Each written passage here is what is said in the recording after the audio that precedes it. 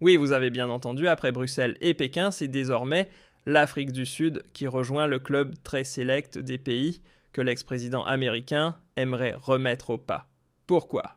Parce qu'elle ose lever la tête, parce qu'elle refuse d'entrer dans le rang. Tandis que l'Europe et la Chine affûtent leurs armes économiques pour encadrer les géants numériques Made in USA Pretoria, elle choisit une autre voie, celle de la souveraineté assumée. Et le message est limpide, vos conflits ne sont pas les nôtres. Nos problèmes, nous savons les régler sans vos recettes toutes faites. En clair, merci, mais non merci. Pas un simple non, mais un camouflet en règle lancé en pleine figure de Donald Trump. Des milliards promis, des partenariats clinquants, des pactes militaires enrubannés d'intérêts économiques. Et pourtant, un par un, les dirigeants africains ont quitté la table. Pourquoi? Parce qu'au menu, sous les dorures de l'offre, se cachaient des plats bien amers, rompre avec Pékin, livrer leurs ressources sur un plateau et chanter en chœur la politique étrangère de Washington. Ce que la Maison-Blanche vendait comme un partenariat gagnant-gagnant avait surtout l'odeur d'un vieux néocolonialisme à peine déguisé. Et cette fois, l'Afrique a dit stop. Ce qui devait être une démonstration de puissance s'est vite mué en un bras de fer tendu. De l'Égypte au Ghana, la réponse a claqué ferme et sans détour. Notre indépendance n'est pas une monnaie d'échange. Ce n'était pas un simple désaccord entre chancelleries, c'était une rupture. Une fracture nette avec un passé où l'aide servait de laisse, où la diplomatie se confondait avec le chantage. Ce modèle-là, usé jusqu'à la corde, vacille sous nos yeux. Et à sa place, surgit une autre histoire, celle de nations africaines qui écrivent elles-mêmes leur futur sans tutelle ni permission. Dans cet épisode, on vous dévoile l'envers du décor 13 nations 13 non catégoriques, un signal planétaire. L'Afrique ne plie pas. Elle choisit la voie de l'autonomie, pas celle des marionnettes, et ce n'est que le début. Alors restez branchés, lâchez un petit pouce bleu et abonnez-vous à Huge Battle, la chaîne où les secrets d'État deviennent sujet de débat. Ce qu'ils croyaient enterré, on l'exhume ici à la vue de tous. Février 2025. L'Ouganda reçoit une offre exceptionnelle venue tout droit de Washington, 450 millions de dollars pour booster ses réseaux numériques, généreux non trop beau pour être vrai. Derrière cette vitrine brillante se cachait un plan autrement plus inquiétant. Pendant 15 ans, des firmes comme Palantir et Raytheon auraient mis la main sur les centres de données nationaux, bénéficié d'un accès total aux communications mobiles et à Internet, et exiger l'éviction pure et simple de Huawei et ZTE, qui, rappelons-le, assurent à eux seuls plus de 65% de l'infrastructure télécom du pays. Une modernisation à sens unique avec cadenas américain et clé perdue. Le 14 février, Yoweri Museveni a claqué la porte. En direct, sans détour. La souveraineté ne se troque ni contre des câbles, ni contre des lignes de code, a-t-il lancé face aux caméras. L'effet a été immédiat dans les rues de Kampala de Jinja, et d'ailleurs plus de 38 000 citoyens ont répondu à l'appel brandissant fièrement « Nos données, c'est notre patrie ». Et l'Ouganda. Au lieu de courber les chines, il a accéléré. 10 petits jours plus tard, boum, signature d'un partenariat à 1 milliard de dollars avec Huawei pour déployer la 5G et validation de la charte continentale de souveraineté numérique portée par l'Union africaine. Un refus, non. Une déclaration d'indépendance, version 2.0. Washington n'a pas digéré l'affront, 62 millions de dollars gelés, un conseiller tech remballé. Mais trop tard, la gifle était déjà virale. Selon un sondage Afrobaromètre de mars 2025, plus de 75% des Ougandais ont applaudi la décision de leur gouvernement. Et ce n'est pas tout 81% réclament désormais une souveraineté numérique totale. Quand on sait que le secteur numérique ougandais pesant 2-3 milliards de dollars en 2024, est en passe de doubler d'ici 2030. On comprend que céder le contrôle à une puissance étrangère, ce serait comme livrer la clé du coffre avec le code. Museveni, toujours tranchant, a résumé la situation d'une formule que l'histoire retiendra. Notre pays n'a jamais été colonisé par un algorithme et il ne commencera pas aujourd'hui. L'avenir de l'Ouganda ne se télécharge pas depuis un cloud étranger. La liberté numérique africaine n'est plus un privilège, c'est une urgence. Janvier 2025. La Maison-Blanche sort le chéquier, 2 milliards de dollars sur la table pour le Maroc. Une aubaine. Pas vraiment. Au menu gadgets militaires, dernier cri satellite, clinquant, bonus commerciaux. Mais l'addition, elle était salée. En échange, Rabat devait passer à la caisse diplomatique, normaliser totalement ses liens avec Israël, hisser un drapeau devant une ambassade flambant neuve dans la capitale marocaine. Et cerise sur le gâteau, valider devant le monde entier Jérusalem comme capitale officielle d'Israël. Une offre enveloppée dans du velours, mais cousue de fils géopolitiques brûlants. Face à la pression, le roi Mohamed VI n'a pas vacillé. Il a pris la parole rare, solennelle, déterminée. L'honneur du Maroc n'est pas à vendre et notre dignité ne s'achète pas avec des billets verts, a-t-il déclaré devant toute la nation. Le message a fait l'effet d'un coup de tonnerre. Casablanca, Rabat, Marrakech. Les rues se sont remplies. Plus de 120 000 voix ont scandé « La Palestine avant tout » et « Jérusalem n'est pas une marchandise ». Washington, piqué au vif, a riposté sans tarder gel d'un contrat d'armement de 400 millions de dollars et annulation de plusieurs rendez-vous diplomatiques. Mais le Maroc lui venait de marquer un point, celui du refus de l'humiliation. Le royaume n'a pas cédé d'un pouce. Au contraire, il a accéléré. Quelques jours à peine après la tension avec Washington, Rabat a posé sa signature sur de nouveaux partenariats stratégiques avec la Turquie et le Qatar, mêlant coopération militaire et innovation technologique. Dans le même souffle, le Maroc réaffirmait haut et fort son alignement avec la position historique de la Ligue arabe sur la Palestine. Et le peuple sans ambiguïté. Un sondage de février 2025, signé Maghreb Research, révélait un rejet massif. 87% des Marocains refusent toute normalisation dictée de l'étranger et 91% soutiennent pleinement la fermeté du roi Mohamed VI face à l'offre américaine. Le lien entre le Maroc et la cause palestinienne n'est pas une posture, c'est une mémoire vivante, un enracinement culturel et spirituel. Aucune aide ne pourra racheter notre passé ni diluer qui nous sommes. Le chantage ne passera pas par ici, a tranché le roi. Résultat pour Washington, un revers cuisant. Pour Rabat, un acte d'autorité, d'unité et d'honneur. Le Nigeria n'a pas attendu longtemps pour dire non. Et pas à n'importe quoi. Un méga deal venu tout droit de Washington, milliards. Sur la table, technologies énergétiques, dernier cri, promesse de privilèges commerciaux. Mais au dos du contrat, une clause explosive. Pour en profiter, Abuja devait livrer les clés de son or noir, plus de 50% du secteur pétrolier national, remis aux mains d'entreprises américaines. Autrement dit, une main tendue d'un côté, une main mise de l'autre. L'indignation a été instantanée, nationale et sans appel. Le Nigeria, géant démographique d'Afrique et roi du baril sur le continent, tire plus de 90% de ses recettes d'exportation de l'or noir. Alors quand il s'est agi de céder le volant de ce moteur économique à des firmes étrangères, la réponse a été claire, non, c'est un aller simple vers le chaos économique. Les éditos ont fusé, colonialisme 2.0 maquillé en partenariat. Et pour une fois, gouvernement et opposition ont parlé d'une seule voix, une rare union sacrée pour rejeter une proposition perçue comme une tentative de mainmise sous costume 3 pièces. Ce jour-là, au Parlement nigérian, toutes les voix ont chanté à l'unisson chose rare mais puissante. Une résolution adoptée sans le moindre désaccord, aucune main étrangère ne mettra la main sur nos ressources vitales. Point final.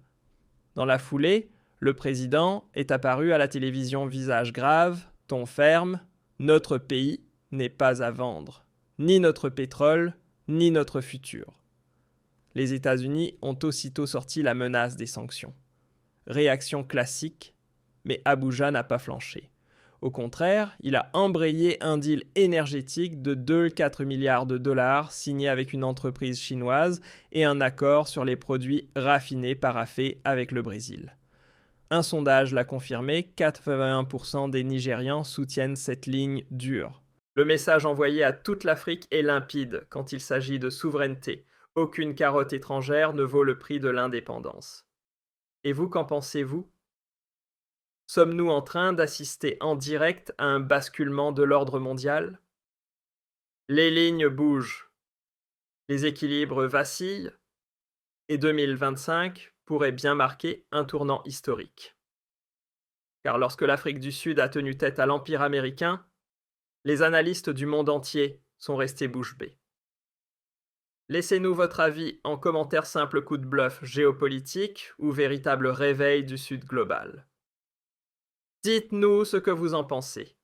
Des milliards sur la table des technologies militaires, dernier cri des faveurs commerciales en pagaille. Voilà ce que proposait Washington à Pretoria.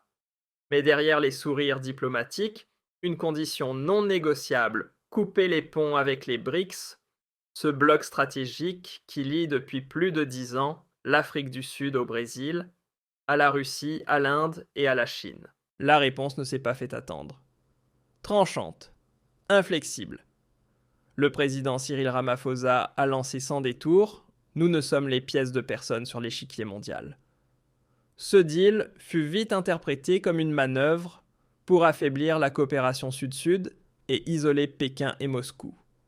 En échange de ce revirement, les Américains promettaient un accès privilégié à leur arsenal militaire, des avantages douaniers et 3 milliards de dollars pour les exportations agricoles sud-africaines. Mais le peuple, lui, n'a pas été dupe. Le coût politique était bien trop élevé. Au Cap et à Johannesburg, les rues se sont remplies de slogans « Touche pas aux BRICS »,« Non au chantage économique », une jeunesse éveillée des militants en colère, un pays qui refuse de vendre son alignement stratégique au plus offrant.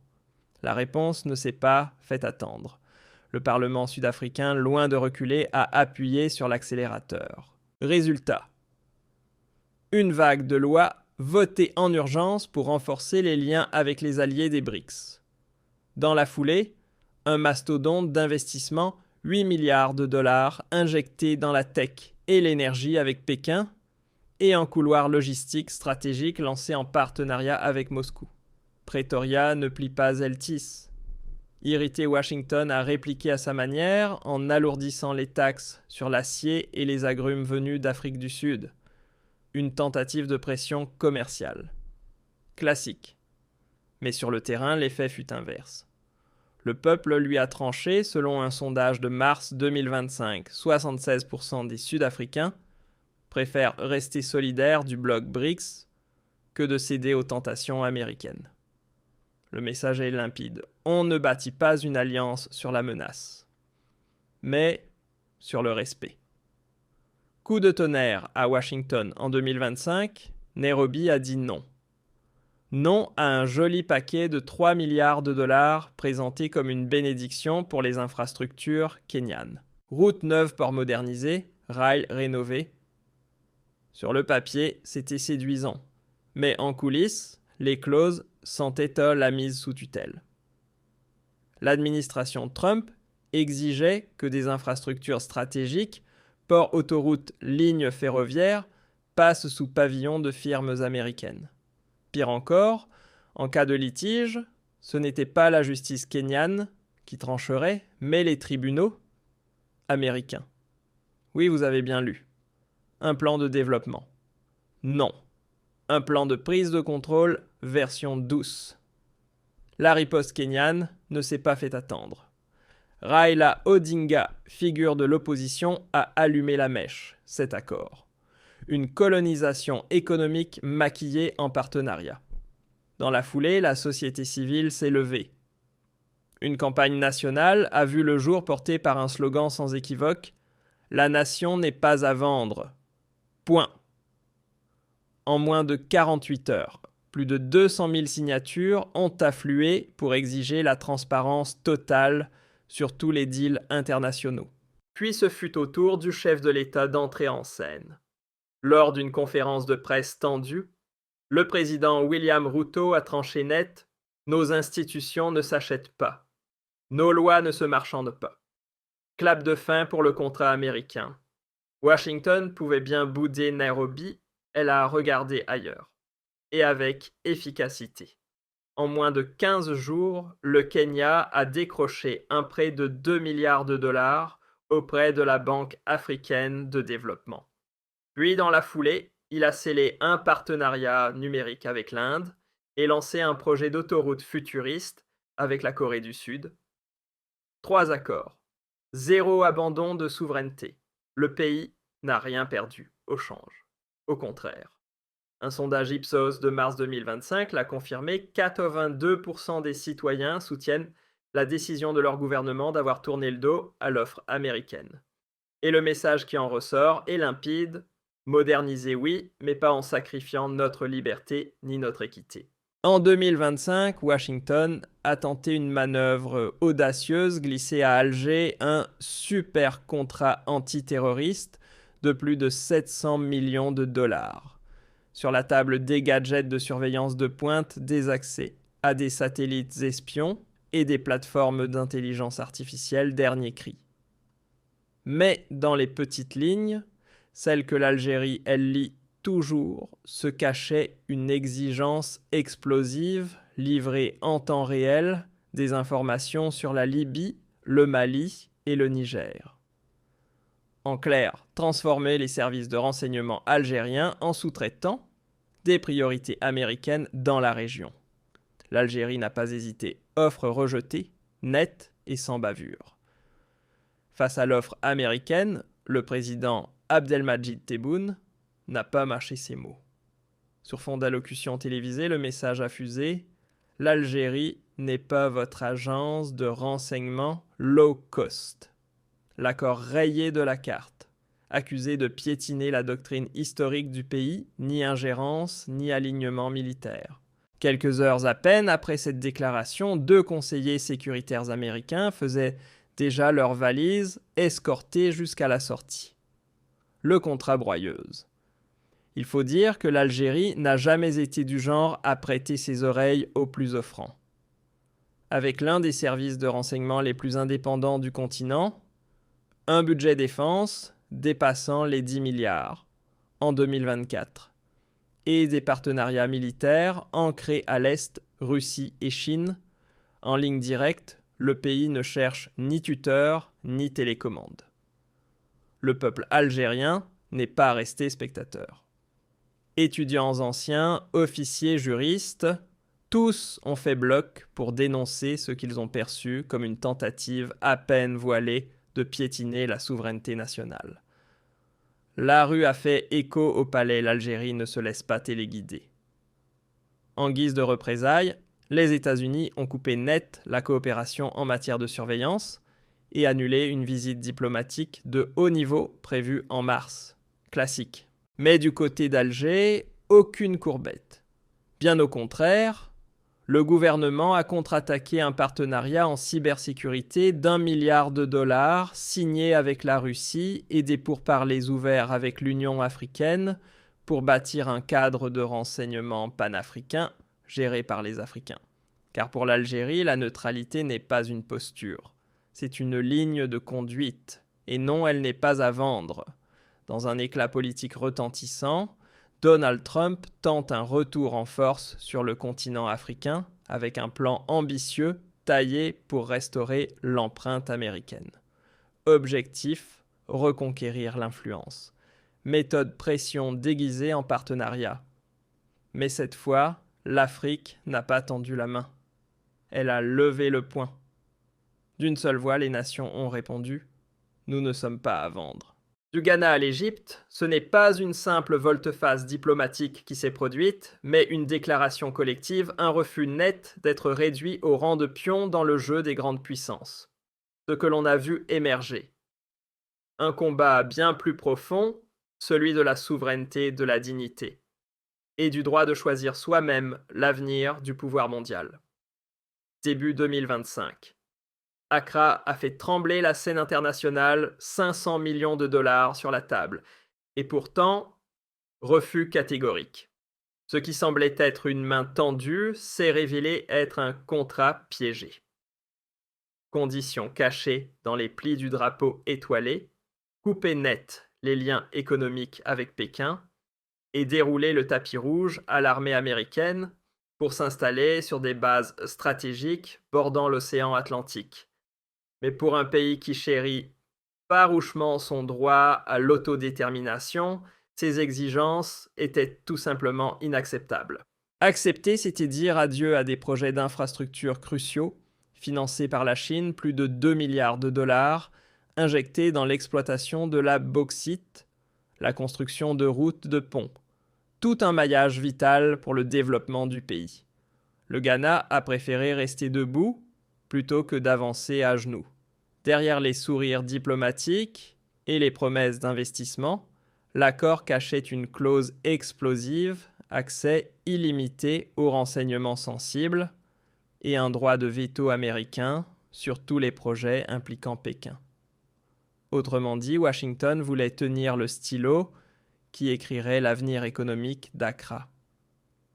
Face à ce chantage à peine dissimulé, la Maison-Blanche a répliqué en dégainant ses premières représailles, plusieurs visas diplomatiques ghanéens annulés d'un trait de plume. Mais au lieu de plier, le Ghana a choisi de s'ancrer davantage dans la coopération régionale en misant sur les alliances africaines et en resserrant ses liens avec la Chine à travers l'initiative des nouvelles routes de la soie. Ce n'est pas juste une réponse, c'est un message. Le continent africain refuse désormais d'être piloté à distance. Les citoyens ne sont pas restés spectateurs. Associations, syndicats, étudiants, collectifs panafricains, tous sont descendus dans la rue, brandissant une seule exigence, que l'État protège sa souveraineté comme un trésor non négociable. Le rejet de l'accord américain n'a pas divisé, il a rassemblé. Un sondage 2 février 2025 l'a confirmé, près de 3 Ghanéens sur 4 ont salué cette décision comme un acte de dignité face à une pression néocoloniale maquillée en aide. Le message du Ghana a claqué comme une déclaration d'indépendance moderne, le progrès oui. Mais pas s'il faut pour l'atteindre mettre nos clés entre des mains étrangères. Et dire que ce n'était que l'échauffement. Ce que le Nigeria a fait ensuite, une leçon de résistance en plein jour. Mais tenez-vous bien, l'Éthiopie n'a pas tremblé non plus. Dans ce qui restera comme l'un des bras de fer géopolitiques les plus inattendus de 2025, Addis Abeba a regardé Washington droit dans les yeux et a répondu à sa proposition explosive, transformer le pays en quartier général des drones américains par un refus net, glacé sans détour. Derrière les beaux sourires diplomatiques, le contrat cachait une toute autre histoire pour 400 millions de dollars de aide sécuritaire. Les Américains exigeaient carte blanche dans le ciel éthiopien. Accès illimité à l'espace aérien tchèque. Contrôle total des opérations de drones tchèque. Récupération des données de renseignement sans la moindre surveillance locale. Encore tchèque. Mais à Addis Abeba, pas question de brader la maison. Abiy Ahmed n'a pas attendu longtemps pour dégainer. La souveraineté nationale n'est pas un abonnement qu'on peut renouveler tous les mois. Ce refus frontal a enflammé l'opinion publique. Une claque retentissante à des offres déguisées qui sentaient bon le néocolonialisme. Et fidèle à son histoire, l'Éthiopie a une nouvelle fois prouvé qu'elle ne courbe pas l'échine. Quand un peuple dit non, il ne murmure pas. À Addis Abeba, ce fut un cri collectif. Plus de 30 000 citoyens sont sortis, brandissant haut et fort des slogans sans équivoque, ni bases étrangères, ni chaînes invisibles. Les analystes militaires ont rapidement tiré la sonnette d'alarme. Installer des drones US, c'est ouvrir la porte à des représailles djihadistes et jeter à la mer la neutralité régionale de l'Éthiopie. La Maison-Blanche, piquée au vif, a dégainé son kit de représailles diplomatiques, 40% sur l'aide militaire mise au frigo des négociations sur la défense, et petit avertissement bien senti sur les conséquences à venir. Mais Addis n'a pas plié. Bien au contraire. En moins d'un mois, un pacte de coopération technologique avec la Turquie était scellé et le programme éthiopien de drones Made in Africa recevait un sérieux coup d'accélérateur. 3 mois. C'est tout ce qu'il aura fallu pour que l'Éthiopie double sa production de drones par rapport à l'année précédente. Une ascension fulgurante comme un pied de nez à ceux qui pensaient que sans oncle Sam, rien ne volerait. Et le peuple clair-net massif, selon un sondage réalisé en mars 2025, 79% des Éthiopiens ont approuvé la décision du gouvernement. Un score qui en dit long ici, l'indépendance stratégique ne se monnaie pas, elle se cultive, elle se protège et surtout elle se revendique haut et fort. Contrairement à d'autres, la Tanzanie ne s'est pas contentée de dire non. Elle a retourné le projecteur vers la scène et dévoilé le script en coulisses. En 2025, Dar es Salaam a fait la une en refusant un généreux plan d'aide sanitaire américain, affiché à plus de 600 millions de dollars. Des équipements clinquants, des vaccins à gogo, des promesses de financement à faire briller les yeux, mais à quel prix ?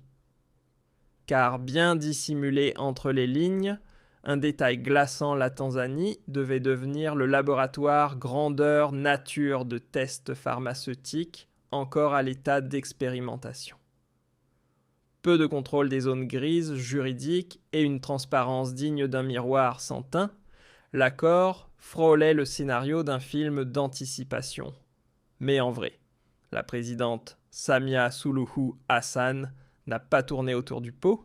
En direct à la télévision, elle a lancé une phrase cinglante qui a résonné bien au-delà des frontières. « Notre peuple n'est pas un terrain d'expérimentation pour les multinationales pharmaceutiques. » Une déclaration sans appel, saluée instantanément par les militants des droits humains, les professionnels de santé et les organisations panafricaines. Ce refus n'est pas sorti de nulle part. Il puise dans des cicatrices profondes. Pendant plus d'un siècle, de 1900 à 2010, des essais cliniques troubles ont été menés sur le continent, souvent sans consentement clair, notamment au Nigeria ou en Ouganda. Cette fois, la Tanzanie a dit plus jamais ça. Pas sur notre sol. À Dar es Salaam, comme à Arusha, les blouses blanches ont quitté les hôpitaux pour descendre dans la rue. Objectif : défendre l'éthique médicale et revendiquer une vraie place dans la recherche mondiale. Leur message était clair, l'innovation ne doit pas rimer avec exploitation. Face à la pression populaire, le gouvernement n'a pas tergiversé. L'accord a été purement et simplement annulé. Et dans la foulée, la Tanzanie a tracé une nouvelle route, une alliance sanitaire avec Cuba, et le lancement d'un ambitieux projet de centre national dédié à la biotechnologie et aux vaccins. Le financement assuré par l'Union africaine et des partenaires du secteur privé. Résultat, en avril 2025, un sondage a révélé que 77% des Tanzaniens soutenaient cette décision. Pour eux, la santé ne doit jamais être troquée contre la souveraineté. Et surtout pas de science sans consentement. Accrochez-vous, ce n'est qu'un avant-goût de ce qu'ils préfèrent garder sous silence. En 2025, l'Angola a surpris tout le monde, et surtout Washington, en claquant la porte d'un prétendu partenariat à 5 milliards de dollars avec les États-Unis censés moderniser les infrastructures du pays. Sur le papier des routes, toutes neuves, un centre technologique de pointe à Luanda des réseaux énergétiques dernier cri. Mais entre les lignes, une toute autre partition des prêts aux taux exorbitants, une injonction à couper les ponts avec la Chine et un joli cadeau d'adieu, les droits d'exploration pétrolière cédés aux multinationales américaines. L'Angola n'a pas seulement dit non. Il a déchiré le scénario. Ce jour-là, il n'a pas mâché ses mots. Devant les caméras et un parterre de journalistes suspendus à ses lèvres, João Lourenço a livré une réplique qui a fait le tour du continent comme une gifle sonore, l'exclusivité. Commencez donc par sortir le chéquier. Et ce n'était pas une simple provocation. Derrière cette formule tranchante se cachait une vérité embarrassante, aucun dollar n'avait été débloqué. Et le tout reposait sur une hypothétique validation d'un Congrès américain. Même pas convaincu lui-même. En clair, Washington vendait du vent. Et Luanda ne l'achèterait pas. L'Angola, ce n'est pas n'importe qui sur l'échiquier énergétique africain. Deuxième producteur de pétrole au sud du Sahara, avec plus de 2 milliards de barils dans ses sous-sols, le pays ne manque ni de ressources, ni de partenaires. La Chine. Un client VIP, elle absorbe à elle seule près de 60% du brut angolais. Et depuis 2005, Pékin a injecté plus de 20 milliards de dollars dans l'économie du pays. Alors forcément, quand Washington débarque avec une offre parfumée à la géopolitique anti-chinoise, Luanda n'a pas hésité longtemps. Une semaine après avoir tourné le dos à la proposition américaine, le gouvernement angolais signait avec Pékin un deal béton de 3,87 milliards de dollars dans les mines et les infrastructures. Contrat validé, financement bouclé, chantier prêt à démarrer. À ce jeu-là, les promesses floues ne pèsent pas lourd face à du concret. D'après une enquête menée par Anglobaromètre en 2025, près de 7 Angolais sur 10 applaudissaient ce changement de cap. Pour eux, pas question de brader les joyaux du pays contre quelques promesses diplomatiques. À Luanda, la ligne est claire. Le pétrole, les mines et les richesses naturelles ne sont pas des jetons de négociation qu'on pose sur une table étrangère. Ce sont les artères vitales de la nation et elles ne sont pas à vendre. Le Sénégal a claqué la porte à une offre américaine de 200 millions de dollars, officiellement estampillée, promotion de la démocratie. Un joli emballage qui, selon Washington, visait à renforcer les élections, appuyer la société civile et moderniser le système judiciaire. Sauf que des documents confidentiels ont fuité dans la presse locale. Et là, le vernis a sauté. Ce qui ressemblait à un programme d'appui institutionnel s'est transformé aux yeux de l'opinion en une tentative d'ingérence électorale soigneusement maquillée. Un agenda secret a été mis au grand jour. Derrière les financements se cachaient des opérations occultes visant à propulser un candidat pro-occidental à la présidentielle sénégalaise à venir. Le président Macky Sall n'a pas tardé à réagir, il a convoqué l'ambassadeur américain et exigé des explications publiques sous les yeux de la nation. Les représailles ont été immédiates. 2 diplomates américains ont été expulsés dans les jours suivants, tandis que 3 ONG financées par les États-Unis ont vu leur licence suspendue en attendant l'issue d'une enquête pour ingérence étrangère. Le Sénégal n'est pas né de la dernière pluie. Reconnu comme l'une des démocraties les plus solides d'Afrique de l'Ouest, avec plus de 65% de participation lors des élections générales de 2019, sa stabilité n'est pas un hasard. Alors quand l'idée a circulé que sa souveraineté pouvait être manipulée depuis l'étranger, l'indignation a explosé. Activistes, étudiants, citoyens tous ont convergé vers les rues de Dakar brandissant des pancartes sans ambiguïté. Notre démocratie, nos règles. Washington a sorti les gros moyens de gel d'un programme bilatéral de formation juridique et menace de couper les financements. Mais Dakar n'a pas bronché. Le gouvernement sénégalais a riposté intelligemment, création d'une commission indépendante de supervision électorale, financée par les fonds nationaux et épaulée par des partenariats régionaux solides avec l'Union européenne et la CEDEAO pour sécuriser les élections. Et le peuple, il a suivi.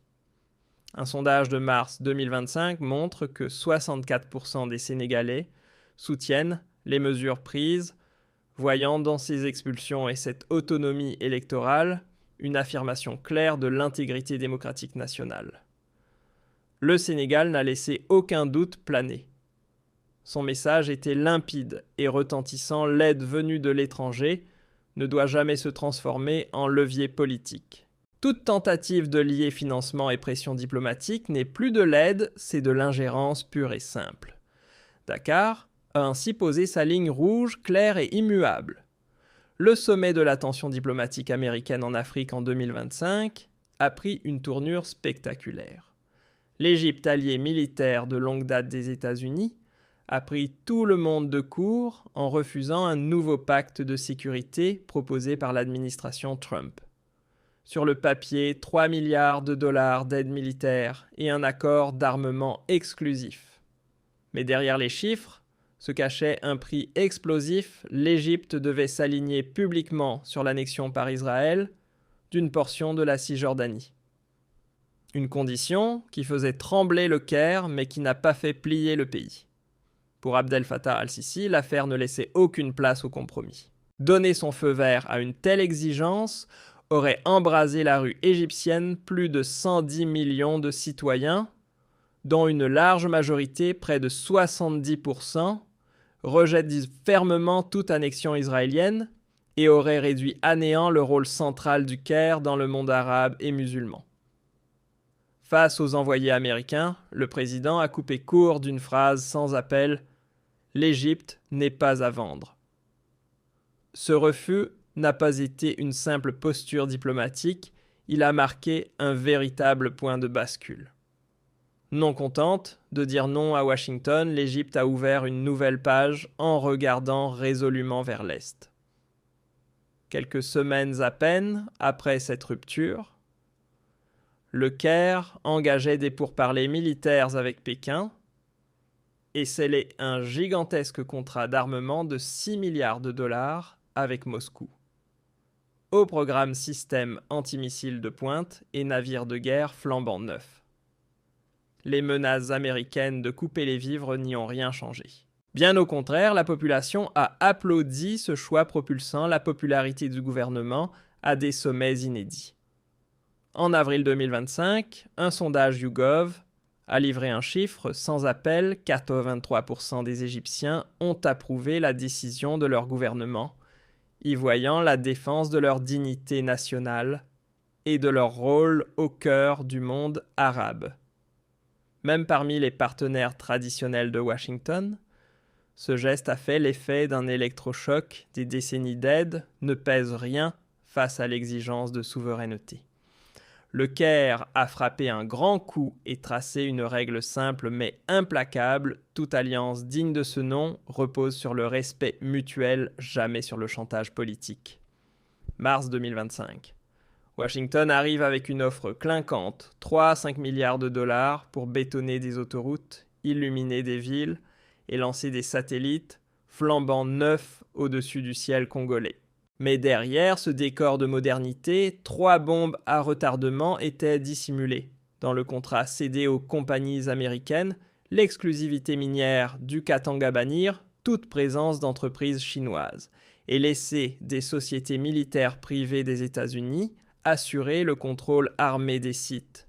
En clair, l'aide avait le parfum séduisant du progrès, mais l'arrière-goût amer d'une mise sous tutelle. Face aux caméras, Félix Tshisekedi a frappé fort: nos richesses ont déjà servi à ériger des empires, mais elles ne seront plus jamais mises en vente. Le Congo appartient aux Congolais. La réaction fut instantanée. Dans les rues de Kinshasa, de Lubumbashi et de Goma, des foules immenses ont envahi les avenues. Plus de 90 000 voix se sont unies derrière une marche baptisée « Les minerais au peuple, exigeant la fin des manipulations étrangères et la transparence totale sur une manne minière estimée à plus de 24 milliards de dollars. Le message était clair, l'or, le cobalt et le cuivre ne doivent plus enrichir les autres, mais servir d'abord ceux qui vivent sur cette terre. En l'espace de quelques jours seulement, Kinshasa a claqué la porte aux négociations américaines et changé de cap. À la place, une coentreprise colossale de 307 milliards en or a été signée avec LG Chem, géant sud-coréen, pour exploiter le lithium et le cobalt. Dans la foulée, les accords gelés avec la Chine ont été réactivés, mais cette fois sous un nouveau cadre, transparence totale et supervision publique. Les Congolais, eux, ont tranché. Un sondage Congo Data d'avril 2025 a montré que 81% de la population saluait le rejet de l'offre américaine, tandis que 78% jugeaient la présence de troupes étrangères sur les sites miniers comme une atteinte directe à la souveraineté nationale. Le message est limpide, les ressources stratégiques du Congo ne seront plus le jouet des ambitions extérieures. À l'heure où la planète entière se jette sur le cobalt et les terres rares, comme sur de l'or moderne, Kinshasa a claqué la table et livré son verdict. Le Congo n'est pas une batterie ambulante. Nous sommes une nation souveraine, avec une puissance réelle, et c'est à nous, et à nous seuls, de tracer notre destin. Une phrase brève, mais un coup de tonnerre qui a résonné bien au-delà de ses frontières. 13 pays. Un seul message éclatant comme un coup de tonnerre, l'Afrique n'est pas à vendre. Ce qui devait être une opération d'influence méticuleusement orchestrée s'est transformé en une insurrection diplomatique inédite. Des mines au palais présidentiel, les voix africaines ont fait un choix net, la souveraineté, avant les compromis éphémères. Et dans ce refus collectif, le continent n'a pas seulement protégé son indépendance, il a déplacé les lignes du pouvoir mondial. Ici, il ne s'agit plus simplement de diplomatie. C'est une frontière nette, tracée comme une cicatrice dans le sable. Un avertissement adressé à la planète entière. Le Sud global vient de rappeler au monde une vérité oubliée. Sa volonté ne plie pas, elle s'impose. Alors, si vous pensez qu'aucune nation ne devrait être forcée de courber l'échine et que chaque peuple a le droit de marcher la tête haute, manifestez-le, laissez un j'aime. Partagez vos avis dans les commentaires et abonnez-vous à Huge Battle. Car le prochain chapitre n'est pas une suite, c'est un séisme. Et il va fissurer les certitudes de ceux qui se croyaient maîtres du jeu.